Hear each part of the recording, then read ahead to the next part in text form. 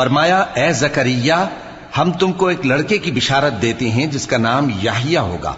इससे पहले हमने उस नाम का कोई शख्स पैदा नहीं किया। उन्होंने कहा कि परवरदिगार, मेरे यहां किस तरह लड़का होगा जबकि मेरी बीवी बांझ है और मैं बुढ़ापे की इस हालत को पहुंच गया कि सूख गया हूं। हुक्म हुआ कि इसी तरह होगा। तुम्हारे परवरदिगार ने फरमाया है कि मुझे ये आसान है और मैं पहले तुमको भी तो पैदा कर चुका हूं और तुम कुछ चीज न थे।